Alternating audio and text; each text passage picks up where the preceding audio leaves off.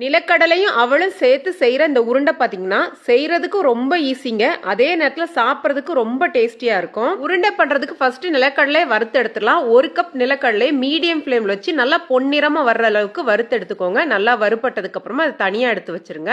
இங்கே 1 கப் மெல்லுசாக இருக்க சிகப்பு அவல் எடுத்துருக்கிறேன். இதுக்கு மெல்லுசாக இருக்க அவல் தான் நல்லா இருக்கும். நல்லா இந்த அளவுக்கு மொறு மொறுன்னு ஆனதுக்கு அப்புறமா இதையும் தனியாக எடுத்து வச்சிருங்க. ஃபர்ஸ்ட் மிக்சி ஜாரில் அவலை போட்டு நல்லா பொடி பண்ணதுக்கு அப்புறமா வறுத்த நிலக்கடலை சேர்த்து ஒன்னும் பாதியமா திரிச்சு வச்சுக்கோங்க.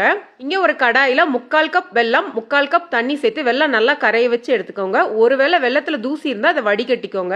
வெல்லம் நல்லா கொதி வந்ததுக்கு அப்புறமா நம்ம பொடி பண்ணி வச்சிருக்க நிலக்கடலையும் அவளையும் சேர்த்துட்டு 2 சிட்டிகை ஏலக்காய் தூள் சேர்த்து லோ ஃப்ளேம்ல வச்சு நல்லா கிளறிக்கிட்டே இருங்க. நல்லா இந்த அளவு திக்கானதுக்கு அப்புறமா 1 டீஸ்பூன் நெய் சேர்த்து லோ ஃப்ளேம்ல வச்சு நல்லா கிளறி எடுத்ததுக்கு அப்புறமா கேஸ் ஆஃப் பண்ணிருங்க. இதை இன்னொரு பாத்திரத்துல மாத்தி கை பொறுக்கிற சூடு வந்ததுக்கு அப்புறமா கையில கொஞ்சம் நெய் தடவிட்டு உருண்டைகளா பிடிக்க ஆரம்பிச்சிடலாம். இதுல விருப்பப்பட்டீங்கன்னா நெய்ல வறுத்த நட்ஸும் சேர்த்துக்கலாம். இது பாத்தீங்கன்னா ஒரு 2ல இருந்து 3 நாள் ஸ்டோர் பண்ணி வச்சுக்கலாம். அதுக்கு மேல இதை ஸ்டோர் பண்ணி வைக்க முடியாது. அதுக்கேற்ற மாதிரி ரெடி பண்ணி வச்சுக்கோங்க. வீடியோ பிடிச்சிருச்சுன்னா லைக் பண்ணுங்க, ஷேர் பண்ணுங்க. நன்றி, வணக்கம்.